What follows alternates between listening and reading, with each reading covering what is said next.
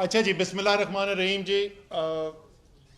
چار مختلف چیزوں کے اوپر میں بات کروں گا جی. سب سے پہلے تو 9 مئی کے بعد 10 کو تو میری گرفتاری ہو گئی تھی، اس کے بعد ابھی 15 دن کی قید تنہائی کاٹنے کے بعد آ رہے ہیں. تو میں 9 کے اوپر میں ذرا تفصیل سے کامنٹ کرنا چاہوں گا. اس کے بعد میں اپنا ذاتی طور پہ تھوڑا تجزیہ پیش کروں گا کہ بحیثیت قوم ہم کہاں پہ کھڑے میں ہیں. میرے خیال میں تیسری چیز میں یہ بات کروں گا کہ میرے خیال میں کیا کرنے کی ضرورت ہے پاکستان کو اس بحران سے نکالنے کے لیے، اور آخری جو ہے وہ میرا لائحہ عمل آگے کیا ہے. وہ میں یہ چار چیزیں آپ کے ساتھ کور کروں گا. سب سے پہلے تو جی 9 مئی کو شروع کرتے ہیں. 9 مئی کے دن جو واقعات ہوئے اس کی مذمت جو ہے وہ تقریباً تمام لوگ کر چکے ہیں، لیکن میں ذرا سا تفصیل میں جان چاہتا ہوں کہ کیوں وہ واقعات جو تھے 9 مئی کے جو واقعات تھے وہ کیوں ملک کے لیے خطرناک تھے. جو اس دن ہوا، لوگوں کی جانیں گئیں، زخمی ہوئے لوگ، املاک تباہ و برباد ہوئیں، سرکاری بھی اور نجی بھی. لیکن شاید سب سے زیادہ جو اس دن خطرناک بات ہوئی کہ ایسی تنصیبات جن کا فوج سے تعلق تھا ان کے اوپر حملے کیے گئے. فوج کا پاکستان کے اندر کیا اس کی اہمیت ہے، میرے خیال میں اس کا سب سے اچھا تجزیہ عمران خان صاحب نے پیش کیا. اور خان صاحب نے جیسے، اور ایک دفعہ نہیں ایک سے زیادہ دفعہ وہ کہہ چکے ہیں یہ بات، کہ مسلم ممالک کی طرف اگر آپ نظر دوڑائیں پچھلے 15-20 سال کے اندر تو آپ دیکھیں گے کہ کس طریقے سے تباہی دیکھی گئی ہے مسلم دنیا کے اندر. اور خان صاحب نے ایک سے زیادہ دفعہ کہا ہے کہ اگر وہ نہ پاکستان میں ایک ڈسپلنڈ اور طاقتور فوج ہوتی تو شاید ہمیں بھی ویسے ہی حالات دیکھنے کو ملتے جیسے شام کے نظر آئے، جیسے عراق کے نظر آئے. اسی کے ساتھ ساتھ خان صاحب نے یہ بھی کہا کہ مجھ سے زیادہ پاکستان کو میرے فوج کی ضرورت ہے. بحیثیت وزیر اعظم کہا تھا یہی کنونشن سیکٹر میں. تو ایک خاص فوج کی اہمیت ہے پاکستان کے اندر، اور ظاہر ہے فوج کی طاقت جو ہے صرف اس کی بندوقوں سے نہیں ہوتی. فوج کی طاقت جو ہے وہ جب قوم پیچھے کھڑی ہوتی ہے تو فوج کی طاقت بنتی ہے. اور اس دن جو مناظر دیکھنے کو ملے وہ نہ صرف قابل مذمت ہے بٹ ایک بہت بڑا لمحہ فکریہ ہے پاکستان کے لیے کہ کیوں ایسی صورتحال پیدا ہوئی. اور ظاہر ہے اس سے جو پیغام گیا ملک کے باہر وہ بھی انتہائی تشویشناک پیغام ہے. تو پہلے بھی اس کی بات کی جا چکی ہے. میرے خیال میں ایک شفاف تحقیقات ہونی چاہیے جس کے اوپر قوم کو اعتماد بھی ہو کہ جو تحقیقات کی جا رہی ہیں واقعی میں جو ذمہ داران ہیں، جو ملوث تھے اس کے اندر، ان کے اوپر بھرپور طریقے سے ایکشن ہونا چاہیے. لیکن ساتھ ساتھ یہ بھی ہونا چاہیے کہ جو بے گناہ ہیں، کیونکہ اس وقت ہزاروں لوگ جو ہیں وہ جتنی میرے پاس نالج ہے، میں تو جیسے میں نے کہا میں 15 دن کی قید تنہائی سے آ رہا ہوں، لیکن جو میں نے سنا ہے اس وقت ہزاروں کارکن جو ہیں وہ لوگ زیر حراست ہیں. اور ظاہر ہے ان میں سے ایک بہت بڑی تعداد ایسے لوگوں کی ہے، شاید تقریباً تمام لوگ ایسے ہوں گے، بہت کم ایسے ہوں گے جو ملوث ہوں، اور زیادہ تر ایسے لوگ ہیں جو بے گناہ ہیں. تو ان کو چھوڑنا بھی جو ہے، اور جلد سے جلد چھوڑنا جو ہے وہ بہت ضروری ہے. لیکن یہ تحقیقات ہونا، جو ملوث تھا اس کو سزا دینا، یہ انتہائی ضروری ہے. میرے لیے ذاتی طور پہ اس لیے بھی وہ اس دن کے مناظر ذرا زیادہ کیا کہنا چاہیے تشویشناک تھے، یا دل کو میرے زیادہ لگے، کیونکہ یہ میں پہلے بھی بات کر چکا ہوں.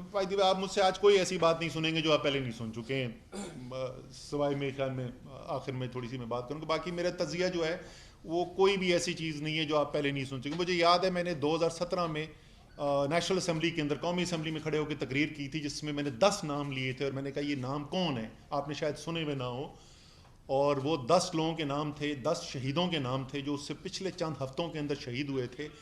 اور جیسا میں نے اس دن کہا تھا اور آج پھر کہہ رہا ہوں، آپ کا اور میرا دفاع کرتے ہوئے، تو فوج جو ہے وہ صرف ان 2-3 بڑے جرنیلوں کا نام نہیں ہوتا، جن کے نام ٹیلی ویژن کے ٹاک شوز کے اندر لیے جاتے ہیں، جن کی پریس کانفرنسز کے اندر بات کی جاتی ہے. فوج لاکھوں لوگوں پر مشتمل ہے جو اپنی زندگی داؤ پہ لگاتے ہیں اپنے ملک کی حفاظت کے لیے، آپ کی اور میری حفاظت کے لیے. اور جیسے میں نے کہا میرے لیے ذاتی طور پہ اس لیے تکلیف دہ تھا، میرا 3 نسلوں سے فوج سے تعلق ہے، یہ بات بھی پہلے سے مشہور ہے. اور مجھے بڑا فخر ہے اس بات کا کہ کوئی 1965 کے بعد سے کہ جنگ سے لے کے اگر آپ وار اینڈ ٹیرر تک اٹھا کے دیکھ لیں، کوئی بھی ایسی صورتحال نہیں ہوئی جہاں میرے خاندان کا، میرے والد، میرے بھائی، میرے بھتیجے، وہ انہوں نے اپنی زندگی داؤ پہ نہ لگائی ہو ملک کے دفاع کے لیے. سو اس لیے جو بھی تعلق رکھتا ہے، جو بھی اہمیت کو سمجھتا ہے، اس سب کے لیے وہ تکلیف دہ مناظر تھے. تو ایک تو یہ 9 مئی کے بارے میں یہ ضرور اپنے کہنا چاہتا تھا، اور میرے خیال میں تقریباً تمام قوم کے ساتھ جو ہے یہی اظہار خیال کیا گیا ہے، تو یہ کوئی بڑی یونیک بات میں نے نہیں کی ہے. لیکن اس کے ساتھ ساتھ صرف 9 مئی نہیں ہے، ہماری قوم اس وقت کدھر کھڑی ہوئی ہے، کہاں پہ ہم ملک کو لے کر آ گئے ہیں. میں ملک کو دیکھ رہا تھا، تجزیہ کر رہا تھا، جیل میں بیٹھ کے ٹائم بہت ہوتا ہے سوچنے کا، تو میں نے کہا 5 بڑے سٹیک ہولڈرز ہیں اس وقت پاکستان کے اندر. پاکستان کی عدلیہ، اعلیٰ عدلیہ میں تقسیم ہوا ہے، سارا پاکستان دیکھ رہا ہے کہ عدلیہ تقسیم ہے، عدلیہ فیصلے کرتی ہے، عمل درآمد نہیں ہوتا. ایک عجیب و غریب صورتحال ہے کہ وہ عدلیہ جس کے بغیر آپ کی آئینی طرز حکومت ممکن نہیں ہے، جس کے بغیر جمہوریت ممکن نہیں ہے، اس عدلیہ کے آپس میں اختلافات پیدا ہوئے میں اور اس کے فیصلے جو ہیں زمین پہ امپلیمنٹ نہیں ہو رہے. یہ کتنی خطرناک صورتحال ہے ملک کے لیے. دوسرا اہم سٹیک ہولڈر پاکستان کی فوج، ابھی میں تفصیل سے بات کر چکا ہوں مئی 9 کو کیا ہوا اور کیا وہاں پہ صورتحال پیدا ہوئی بھی ہے. تیسرا بڑا سٹیک ہولڈر پاکستان تحریک انصاف. میری ذاتی رائے کے اندر پاکستان کی سب سے بڑی سیاسی پارٹی، واحد قومی پارٹی، ہزاروں ورکر جو ہیں اس وقت جیل میں پڑے ہوئے ہیں، بیشتر قیادت جو ہے وہ جیل کے اندر ہے. سو سب سے بڑی تحریک جو سیاسی پارٹی ہے اس کے یہ حالات ہیں. پی ڈی ایم ہمارے سیاسی حریف ہیں اور بڑی شدید ہماری آپس میں مخالفت ہے، لیکن ایک سیاسی حقیقت ہے. میرے خیال میں آج یہ میرا ذاتی تجزیہ یہ ہے کہ اگر آج الیکشن کرا دیا جائے تو آج وفاق میں، پنجاب میں اور خیبر پختونخوا میں تحریک انصاف کی حکومت بنے گی، اور سندھ اور بلوچستان کے اندر پی ڈی ایم کی حکومت بنے گی یا پی ڈی ایم کی جماعتوں کی حکومت بنے گی، اور وفاق کے اندر بھی ٹھیک ٹھاک تگڑی اپوزیشن بنے گی.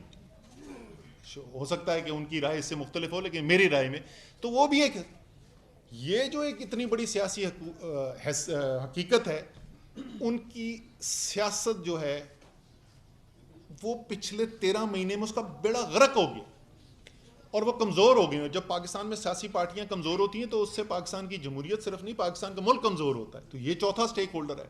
لیکن ان چاروں سٹیک ہولڈر سے زیادہ اہم سٹیک ہولڈر ایک 5واں سٹیک ہولڈر ہے، اور وہ ہے پاکستان کی عوام. وہ 25 کروڑ پاکستانی. اس 25 کروڑ پاکستانی کے ساتھ پچھلے 13 مہینے کے اندر کیا ہوا ہے؟ اس 13 مہینے کے اندر پاکستان کی تاریخ کی بدترین مہنگائی کا اس کو سامنا کرنا پڑا ہے. خوفناک حد تک بڑھتی ہوئی بے روزگاری دیکھنے کو مل رہی ہے. ایسی معیشت کے حالات کبھی پاکستان نے دیکھی نہیں جیسی اس وقت صورتحال پاکستان کے اندر پیدا ہوئی ہوئی ہے. تو ایک عام پاکستانی کی زندگی جو ہے وہ مشکل ہوئی ہوئی ہے اس وقت، تکلیف میں اس وقت ایک عام پاکستانی. تو کرنا کیا ہے؟ اگر سارے سٹیک ہولڈرز ہیں، یا تو کسی کا فائدہ ہو رہا ہو نا، کسی کے تو حالات اچھے نظر آ رہے ہوں، سارے سٹیک ہولڈرز کے لیے اگر خرابی نظر آ رہی ہے تو اس کا مطلب جو 13 مہینے سے ہو رہا ہے وہ ملک کے لیے ٹھیک نہیں ہے. اس کا مطلب کچھ مختلف ہونے کی ضرورت ہے. اور میرے خیال میں اس میں سب کی ذمہ داری بنتی ہے کہ اس کے اندر سب اس صورتحال کو، میں نے بار بار کہا ہے، کئی مہینوں سے میں کہہ رہا ہوں، میں یقین رکھتا ہوں، بدقسمتی سے میں یقین رکھتا ہوں کہ میں ٹھیک کہہ رہا ہوں کہ 1971 میں بنگلہ دیش بننے کے بعد سے پاکستان کے لیے اتنے خطرناک حالات پیدا نہیں ہوئے جیسے آج پاکستان کے حالات ہیں.